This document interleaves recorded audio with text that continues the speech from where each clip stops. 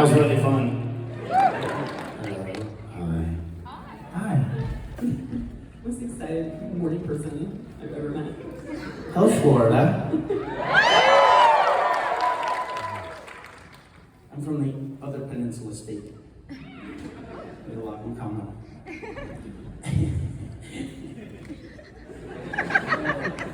You guys start planning it. If you want to have your moment and just race, like just knock everybody over, like throw some elbows. So this morning I was looking at some of the things you've been working on. I just wanted to refresh myself, and I found the most amazing thing that I don't know how I didn't know it existed, which was your Ruby KFC commercial. Does anyone know? Does everybody know about this? Yeah. It was. My mind exploded. So it's Rudy, and his dream after playing for Notre Dame is he wants to become the colonel. And so it's this montage of him like the mustache and the thing, and like the glasses, and practicing this. It's finger licking good. It's finger licking good. It's finger licking good. And then he comes running out onto the field when the players lift him up, and he's got like the bucket of chicken. It's hilarious. By far the best KFC commercial I've ever seen. But there's like 9 colonels, actors who've been played. So I feel like I'm part of a. I keep waiting for the call where there'll be like all 9 of us on the stage somewhere. You know what I mean? Yeah. You just look at the other ones and like, yeah, you were a good colonel, I guess. That's good. But did you Never would have thought I'd feel competitive about that particular thing. But did you run out on a football field? Because you're the only one who did that. So. Well, like George Hamilton, he's always like coming out of the water with like oil on his body and stuff. Anyhow, yeah. So look it up, just fun. I called my lawyer and he was like, "Are we gonna go there?" I was like, "Yeah." He's like, "Aren't you a vegan?" I'm like, "Well, I'm not vegan." Actually, they have Kentucky Fried Chicken has like vegan options now. They're like exploring vegan options. Really? Who just said that? There you go. That's what I told my vegetarian daughters when I was doing it. I said, "Well, guys, we want to encourage them to go in that direction." I like nuggets. They came and they made fried chicken, on the set, brought the whole fryer and did that whole thing. Oh, I'm sorry. It was pretty good. What's the video after that? Pretty good. Yeah. Let's go. Come on. You have questions? Okay. How you doing? Just wanted to ask. I mean, working with major motion pictures, and then going back to Bob on TV, through Stranger Things. We love doing that. Which at this point in time would you guys prefer to do? Like more feature films or more TV type stuff? I think it's a really good question. Thank you for the compliment. I wonder what's happening right now. I feel like the last 10 years was the golden age of these kind of 8-episode season shows where you could really live in the world of the show. Way more than a movie. A movie at 90 minutes, 2 hours, you're like, oh wow, I would have loved to be with Dr. Strange for another, 5 episodes. And go so from an actor's perspective, a character perspective, the TV world, I don't even know if it's TV anymore because it's shot cinematically, but it's destined for a streaming locale. That kind of narrative, the in-depth narrative storytelling is pretty great. But it's been a while since I did a nice silver screen, larger than life, hero thing where you step into your close-up, So, but I'm an actor, so if you're hiring, Thank you. Let's go over to the right. Who's next? Okay, there we go. Hey, brother. Yo. Thanks for being here. You've been in a lot of stuff that I've really enjoyed. Stranger Things, Ruby, etc., etc. This is a Lord of the Rings question, specifically. So let's pretend that Lord of the Rings didn't exist until now, the movie franchise. If you were approached with a script now, being older than you were, what character would you be interested in playing and why? And it can't be Sam. And it can't be, so that was brutal. Oof. that's kind of a cool concept. I mean, the hobbits are, aren't they 50 years old? Isn't Bilbo like, they're, so I'm 51 now. So I feel like in terms of the look of us, we can still, I can play one of the hobbits. Proud feet. So I honestly don't think I could, at this stage, unless I was to, if they hired a really good trainer and a chef and, spent 6 months trying to No KFC. put it back, no KFC, trying to put it back together, could I pull off Aragorn? I don't think so. My agent and the casting director sent me, we're like, we want you to come in and audition for Sam. They were like, Samwise Gamgee, blah, blah, blah. And I'm like, what's Lord of the Rings? And they're like, The Hobbit. I'm like, Phantom Tollbooth? I'm like, no, The Hobbit. So I'm like, okay. So I speed read the first 150 pages of the Fellowship. And I'm like, well, Aragorn is like swashbuckling sword, interesting, brooding guy. And I said to my agent, I was like, is there a chance I could go for that? And she was like, no. There's not a chance to go for that. I'm like, okay, I will go for that. Soon, I'll be ready to play Gimli. Soon, I can feel my body moving, not the beard. Yeah, so, and my wife, I think she thinks I'm ready to play an orc, but I'm really friendly still, come on. I'm at that age where you're like, what kind of old guy am I going to be? Am I going to be the complaining kind, or am I going to be like, no, it's a great day to be alive, Both. So, but it's a great thought, and I look towards the new Lord of the Rings franchise, which is about to, is it Power of the Ring? Yeah, the Power of the Ring. I saw the extended teaser or trailer for it. It just looks like, you knew they were going to get it right. How could they go 20 years and blow it? Like, there's no way they're going to blow it. So, but it's qualitatively, tonally different than Lord of the Rings, and I feel like, where I thought you were going with that question was like, if you made it today, like what would be different about the franchise, the trilogy? And you remember, that was like green screen, sophisticated, interactive green screen. I guess Roger Rabbit had done it, but it hadn't been done by like major studio at a high level. I don't think, nothing's occurring to me as like kind of a watermark moment. But Gollum, that was brand new. And they kept the miniatures, they made miniatures. And I remember watching like the Star Wars making of, and George Lucas had like the miniatures of the Death Star and those fighter pilot planes. And I'm like 10 years old, I'm like, that's what I want to do for the rest of my life. I want to make models like that, and I want to like blow them up, and that just looked like the coolest thing. And then we get to New Zealand, and they have what they termed bigatures, as opposed to miniatures, bigatures. And it was in a warehouse like this, and they were massive. You have to get on an elevator, you have to get on a ladder to climb up, 4 or 5, like 30 feet in the air. And at every level, like at Minas Tirith, or every level of the caves of Barad-dûr? No, the caves of, what's it called? Moria, thank you. Am I using Moria? Was that Yoda right there? Did I just Yoda? Wow. If you don't let me play Sam, I'm going to be watching it on television with you. You know what I mean? Like, I don't know what's happening. But anyhow, at every level that you would you get to the next rung of the ladder, and you'd be like, every little detail was perfect. The buckets in the pulleys, and the swords that were laying down from the fight, and you just like, that was, and they had a miniatures unit, film crew filming miniatures for 1.5 years. And it was just like, they don't do that anymore. So, and CG stuff is incredible, it's incredible. It's not the same. It's not the same. And it was film. It was film. They ran like 1 million feet of celluloid.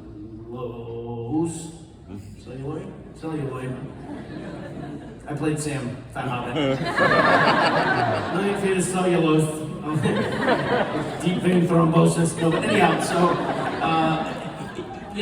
it was film that would have to go through the process in the bath, and it just looks different. I don't care how similar the digital stuff looks, it looks a little bit different. And Peter, at that point, as a purist, like he wasn't ready to make the jump to Lightspeed with digital yet until the end of the third film of pickup shooting. We go back, after the second one came out, we go back and film a little bit more to get all the little bits and pieces that they wanted for the sequence or that close-up that was missing or something like that. And then Panavision sent the digital cameras and they had them side by side on the set, and Peter would look at them the dailies at night and he'd be like, okay, yeah, I can't tell the difference, but I felt like it was on film. It was on film, the close-ups of the actors, intercut with the aerial footage, intercut with the miniatures, intercut with it was new. It was new, it was important in the history of cinema. It was a meaningful new benchmark in movies. Like now, all of these incredible franchises exist. The Marvel franchise and all of them, even Star Trek and Star Wars and everything else, they now have, those are like industries. Each franchise is an industry where the casts get hired and they're on the payroll for 18 months, and that's kind of like, it's understood now. It's a process that people are familiar with. When we did Lord of the Rings, that was new. That was hard. We were breaking new ground. So I will always be proud of having lived in a moment and been lucky enough to be cast at that moment where I was a part of something that was unique and special. And when it won its Best Picture award for Return of the King, I was like, it's locked in. Something about movie, because my parents are famous actors, my mom won an Academy Award when she was a little girl for Helen Keller, my sense of like film history, which is only 100 years old, right? I mean, so is romantic. It's a romantic relationship I have with the idea of cinema and the different epochs of cinema, and I was a part of one of the awesome ones, so it feels really good. Yeah. I'm gonna answer quicker because I'm seeing there are lots of people. So your fellow Goonie, Kehi Kwan, was just in Everything Everywhere All at Once, and that's where you can go to different versions of yourself, and you can maybe pick up skills that you have in other things. So if you could do that sort of thing, what sort of skills would you want to pick up from an alternate Sean Astin? First of all, so proud of Key and his Key Hui Kwan, who played Data and Short Round in the Indiana Jones series. He's just a mensch of a human being, and so I'm so happy and proud of him. And I think he has another film out now too. So he's kind of having this in his film career, and he's in show business. He's like having a new moment, and I'm so happy for him. I would like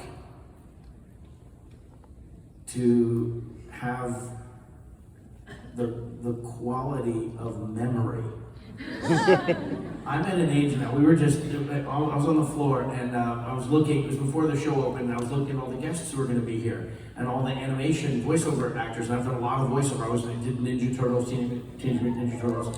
I was Raphael, come on, stop talking, start fighting. And I was like, I wonder if Rob is here. And Rob Paulson, who was one of the OG Turtles, who I did 5 years with, he's one of the nicest, most beautiful human beings I've ever met. We love each other. We love each other. We see each other, we just hug each other, we tell stories, and he's so important, as an OG voiceover guy with his podcast that he's had for years and years now, and I go, I wonder if Rob's here. She goes, Rob who? And I'm like, Rob Paulson. It took me 5 seconds to remember my friend's name. So I don't know if that's 51 and the plaque is starting in the brain, but whatever. I'll take that as my new superpower. Because if you can have total recall, yeah, there you go. I think that's called a brain fart. Well, I've got serious indigestion. Hi, thank you for being here. It's really great to see you. So one of my questions was, from The Lord of the Rings, I know that Sam and Frodo were really close, but then once Gollum got his manipulation in, Frodo began to turn away from Sam, which I think a lot of us have gone through that with our own friends, trying to keep them from something dangerous, potentially harmful to them. How did you get into the mindset for that, for Sam? Well, thank you for the welcome, and it's great to be here. And the dialogue. there, with a lot of Lord of the Rings, the costume, you put the costume on and like that's it. The costume is doing the work for you. You can't help but be a hobbit when you're wearing these hobbity clothes and the hobbit feet. Sometimes you walk out and you're on the top of a mountain that you flew to in a helicopter and Gandalf is just falling down in the bridge of Khazad-dûm. Thank you. I've already got them on my side with the memory thing. Yeah. Anyway, just shout out the answer to the question. You're not going to ruin it. But with that thing, he's poisoned you against me. You don't understand. He's a villain. That whole thing. And he's put the breadcrumbs on. Even just saying it now makes me emotional. There's certain sounds. I think it's in all languages, but English is my first language. And there's certain sounds in English, like home. I want to go home, Mr. Frodo. Home. Just the sound connected to that idea. The meaning. As an actor, I literally feel like there's some sort of in my gut, my heart, my mind, whatever, like, cats have a purr box, whatever like our emotional box is when you experience loss or something like that, like just certain words. It'll be springtime soon and the birds will be nested in the hazel thicket and it'll be the first of strawberries and cream. You can just, all of those images, all of those ideas connected to loss, connected to love and connected to, pain and struggle. That's it. It requires no effort at all. Just saying the words out loud, not too quickly, so that you let the resonance of the, like, my undergrad degree was English and American history and culture. And so we studied a lot of poetry. And you look at like, Walt Whitman, or you look at T.S. Eliot. I don't know if you've ever heard T.S. Eliot's audio tape recording, reading Wasteland, but he's like, city, unreal city, breeding lilacs in the dull moon. And you just like, it's, rap is awesome, but it comes from somewhere, So, and then in terms of friends and we can only do what we can do, right? You can only do what you can do. And I travel all over the country giving mental health, speeches on mental health, and we talk about the first thing that you do before you try and help someone is protect yourself and acknowledge that whatever you try and do, it might fail, and that's not on you. So that the help you offer is truly selfless and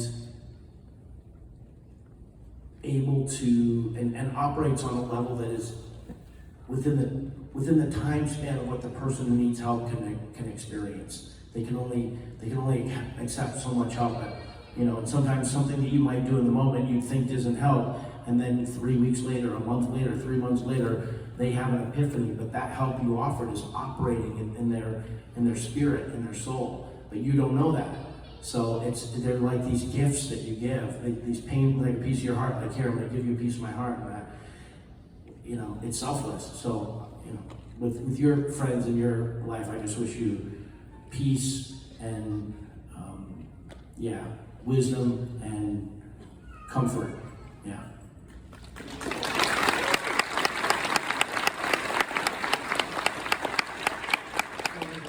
Hello, Sean. So I have kind of sort of a strange question. In the Lord of the Rings, what did the Lembas bread taste like? It tasted like baking soda. And it was disgusting, chalky and disgusting, and like you couldn't get it at the taste out of your mouth. And usually when you're acting, if you're eating in a scene, when they say cut, you spit it out, because otherwise you'd be like eating the same food in 30 takes or something. But I must say, I did sort of develop a taste for it. I remember at one point they're like, we're almost out of the Lembas bread, so if you could kind of slow down. So you probably just brush your teeth. You could, yeah. But it could feed a man for a month or something. First off, it's super cool to see you.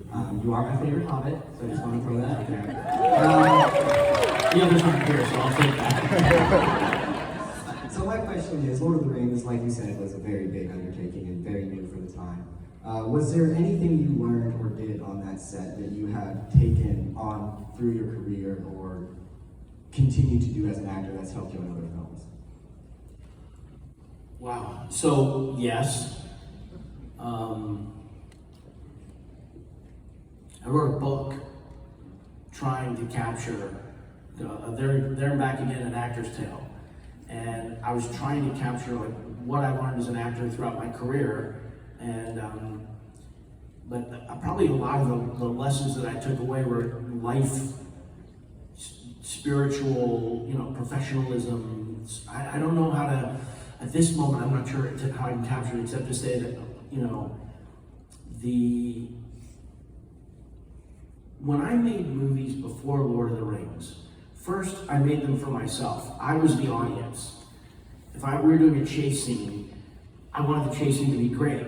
And I would determine for myself if it was great, if I thought it was great. I wasn't really conscious or mindful of how the audience was going to experience the chase scene. I think the idea was if I like it, then other people will like it, so I'm almost like a surrogate for the audience, and the evaluating what I think. On Lord of the Rings, there was very much this idea of what are fans going to like? What is the experience the audience going to be in this cave troll sequence? That kind of thing. So, there's the power of fiction and the power of your imagination.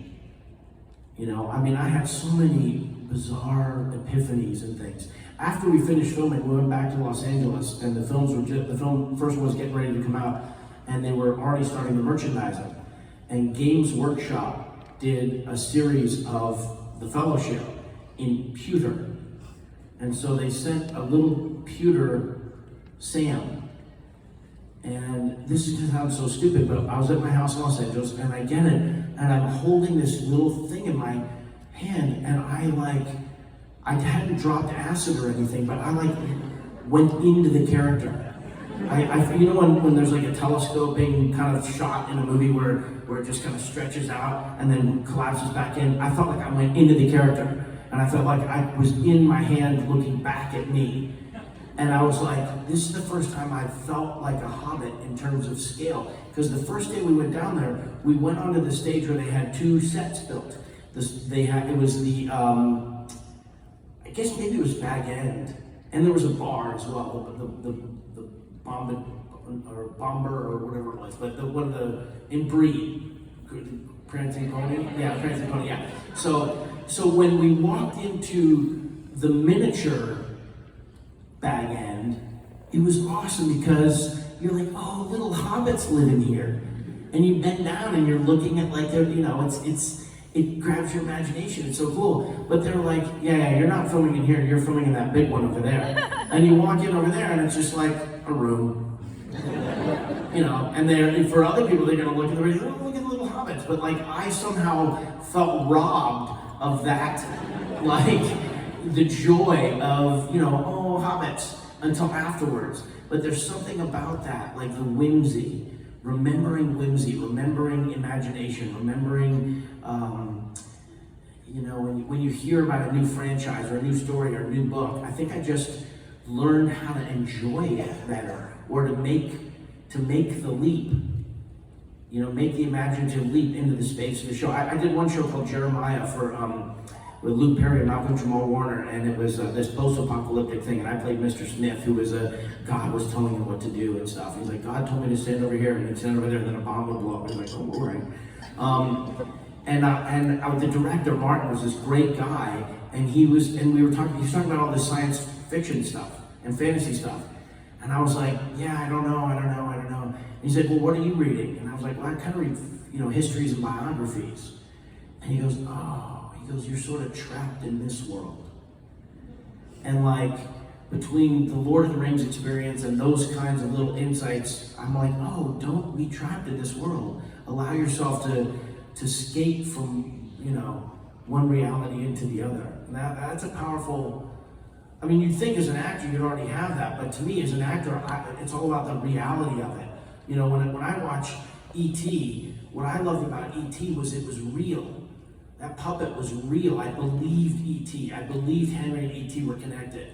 Because I'm the same age as Henry Thomas, and we did Goonies right after they did E.T. And you're like, when we did Goonies, it's a goofy, campy kids pirate picture. But not to me. To me, I really wanted to see One-Eyed Willie. I really wanted to find the treasure. I really wanted to protect our house. I wanted to save my parents. And that's what Sam was for me too. I saw the Ralph Bakshi version of Lord of the Rings when we got down in New Zealand. I was like, uh-oh. Oh, I don't know, Mr. Frodo, and to meet the hobbits and to be doing to Mr. Frodo. And I was at Peter, I was like, do we have to do it like that? He goes, no. I was like, because I want it to be real. When I look at, Gollum, it's not a game. He's a real threat. But then, as a mature individual and a mature creative being, I want to remember that it's good to be facile and apply your imagination comfortably and be able to then snap back into that reality thing. So, I don't know, long answer, no short question.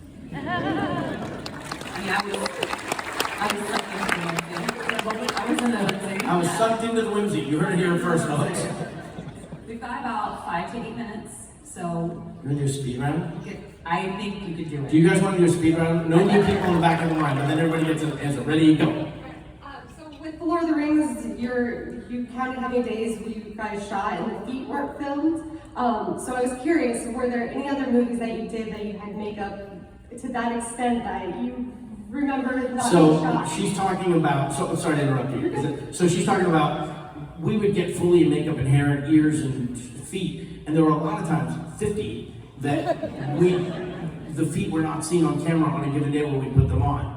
And I was so annoyed by it that I started keeping track of it. And the guys were like, why are you doing that? And I was like, I don't know. Because where do I put my sense of no, obviously nothing to that extent. I did an dead ant, where I had to have ants eat my face, makeup on, hated that. I look at movies now and I'm like, I don't think I could do it. I don't think I could go there with the makeup or astronaut things that I would have loved to do, the confined, I don't know if I could do it. So, but I appreciate the question. Okay, go. That was not a fast answer. Come on, get there. I mean, you're slowly carving it down. I know, I'm trying. Okay, so I'm quite scarred by Bob's demise on Stranger Things. Yeah. How did you feel about it, and do you wish they kept you on longer? I was bummed. Yes, I would have liked to stay around longer, but I asked them when I got there in the first episode where my character says, with the boys, they're like, there's Billy Idol people and there's Kenny Rogers people. Do you want to be Billy Idol or Kenny Rogers? And I walk in and I'm like, Kenny Rogers, I love Kenny Rogers. So at that moment, I'm like, please, whatever you do, because I think it was only supposed to last a couple episodes. I was like, let me do something heroic, even if it's little, just something heroic. And I pestered them about that a bunch over the first couple episodes. And they were like, we got it. We want to do something heroic. And the episode came out, that episode 8 or 9 or whatever it was, where he basically becomes, Ripley in an Alien. And you're like, that's a spectacular death. I'll take that. When we kill Sean, we did heroic. Yeah, Well, remind them like a post-it. Yeah, and they said that it was really sad and upsetting because we all got along so nice, and they were like, but they're like, he had to die. And when my little daughter, Bella, who was probably 12 or 13 when it came out, binge watched it afterwards, she was like, oh.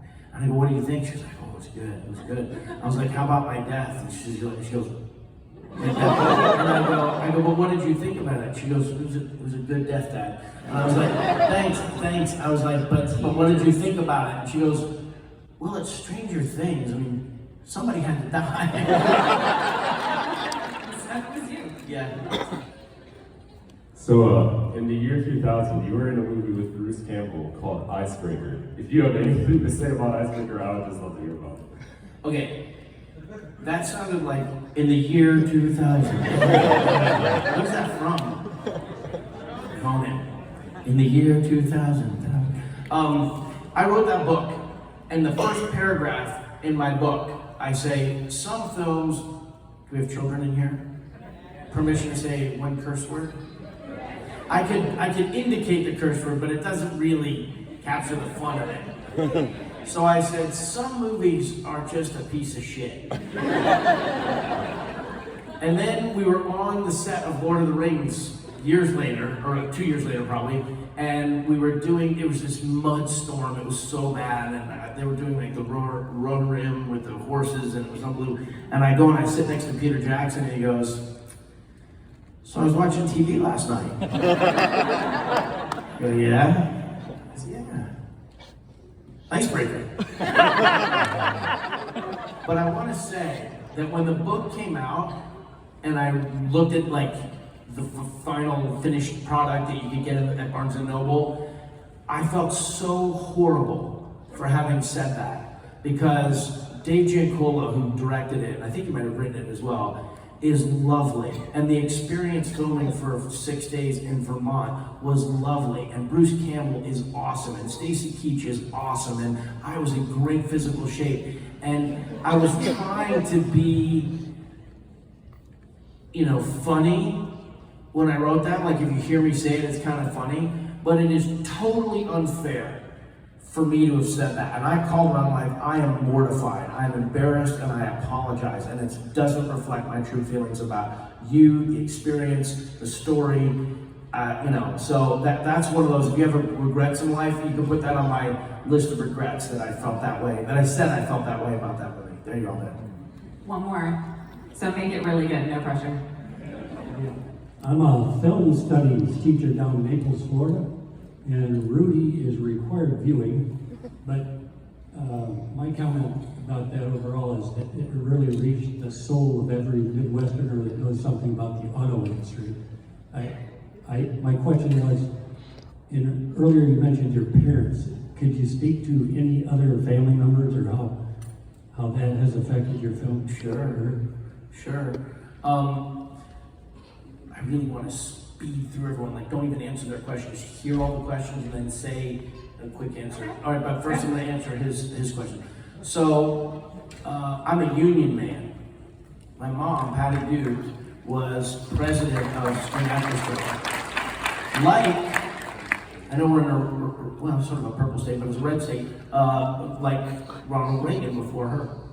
And that ethos, the ethos of working people who, you know, their fate, their economic fate is tied to collective bargaining and feeling connected to the people that they're working with. And I mean, I'm also a capitalist, an industrialist, and I like lots of things, but my heart, I'm on the board of my union now, and so there's something in Rudy that steel mill, generational identity that is just deep in my bones. I think same way Gamgee is like, you know, he's a working class person. And when you think about movies, like military movies, they're not going to cast me as an officer. They're going to cast me as an enlisted person, you know? My father, a big time intellectual, 92 years old, John Astin, played Gomez in the original Adams Family. He just taught for 25 years at Johns Hopkins. So my mom was a working class vibe, but very, you know, super smart. My little brother is a journeyman working actor, and so we relate to each other. We're an industry family, and it feels like an industry family. It feels like what I would imagine that Midwest, you know, industrial kind of vibe. Hollywood is an industrial town in some ways. And when I'm highfalutin and working with executives and making big deals and shucking and jiving and doing that, Mac just looks at me like, you know, like I'm an alien or something. So, but anyway, I love the question, and hopefully I'll be able to do more movies that'll speak in that way. And please tell your students I said that I'm a professional actor, and when they're casting movies, that they can hire me. So I'm not going to talk, just ask your questions and then I'll give a quick answer at the end. This line first, go. Hi, I just wanted to say thank you so much for the wonderful movies and TV shows you've been in. I feel like I grew up with you. My little man right here is a huge fan of Captain Underpants, and the fact that you narrate for it has made his day. What was the craziest thing that you had to say in that TV show, or you can think upon? Because there's some crazy lines in that TV show. The character, yeah. Okay, I heard it. Captain Underpants. I love Captain Underpants. Thank you for watching Captain Underpants. I don't know that, I can't think of it right now, but I love Captain Underpants. Hi. So I was just wondering, you played Ralph in the Ninja Turtle TV show, and I love that show so much. I was wondering, did you have a favorite Ninja Turtle when you were growing up? I didn't like him. But until I played him, and now I love him. Yeah, but it's Ralph. Period.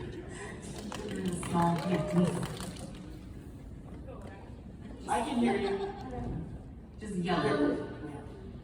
So, if other than movies that you've already played in, if you could choose one movie to be in and one character to be in that movie, what would it be?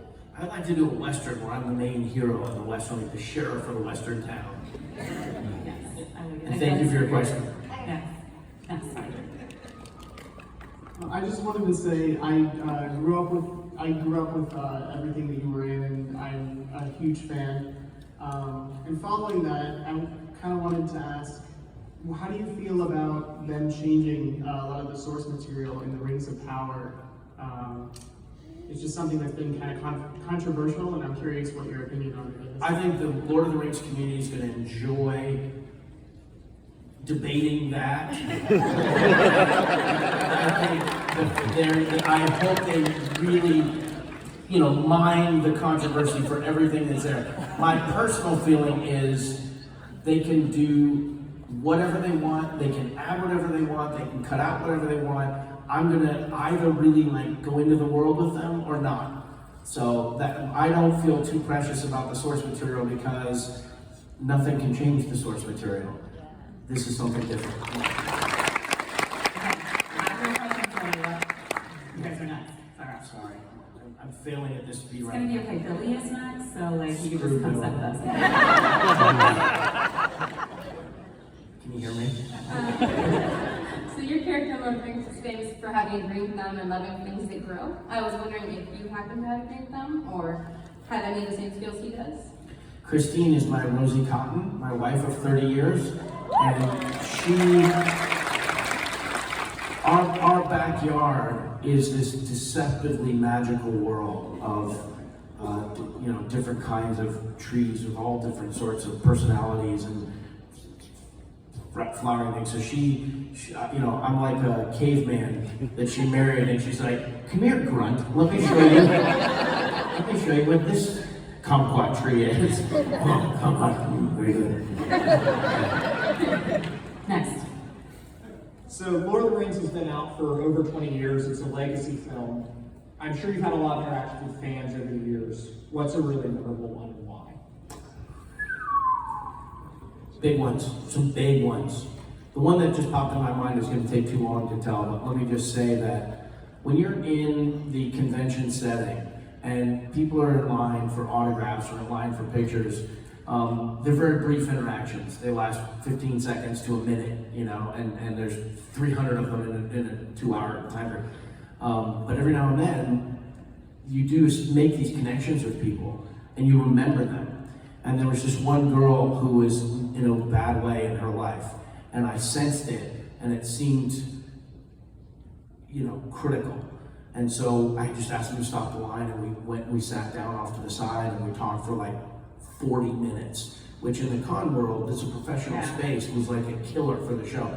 But saw the girl several years later, and she just said that she wanted to be at the end of her life. She was a young girl. And because we talked about it, she went back to school, and it was like the power that is conferred upon actors who have emotional roles that connect with people. If you can wield it, with humility, it's amazing what can go on. And then the same thing comes the other way, but that's the first one. Yeah. Okay, 5 minutes. Just say. Hi, Brian, go. My daughter Pierce. To you, to her, you are Sam. To me, you're Mikey. So, Dude, he's never said my that. question is, what was your favorite thing that you were involved in? Which art? Like which movie, which show? Okay, I received that question like a beautiful orb, full of magic and power. Boom. I pumped that question on.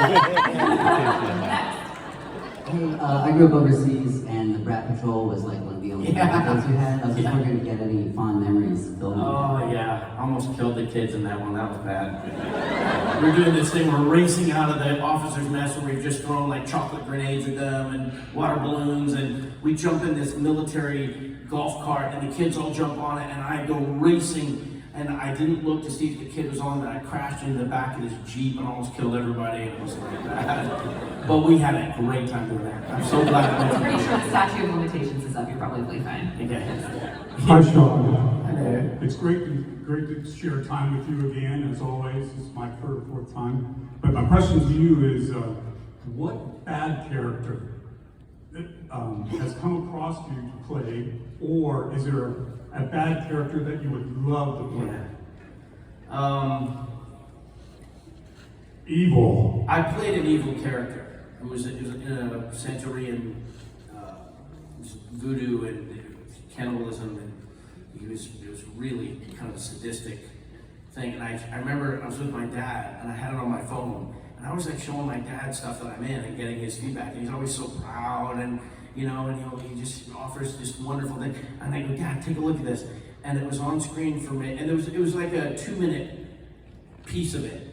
And he watched about 8 seconds, and he shoved my hand away. He goes, I'm not watching that. And I was like, I think it's a compliment.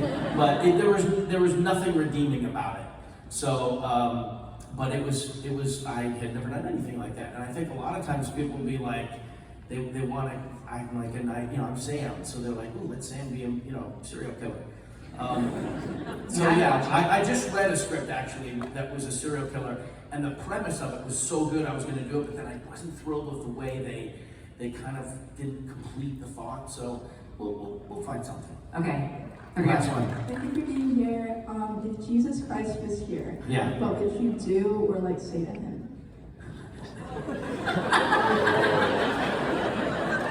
So glad we're still in this room. First thing I would say is, welcome back. and then I would say, I'm so sorry. We have utterly blown it.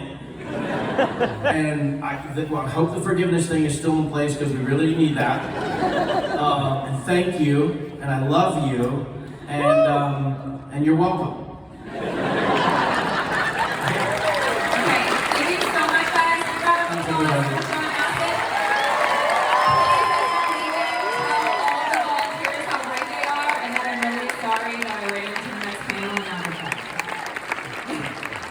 Or stay. Stay for Billy Boy. There's going to be a musical moment. So that could be great. All right, bye guys. Everybody? Sean. I mean, I did the yesterday, we drink from the high end. Yeah, it's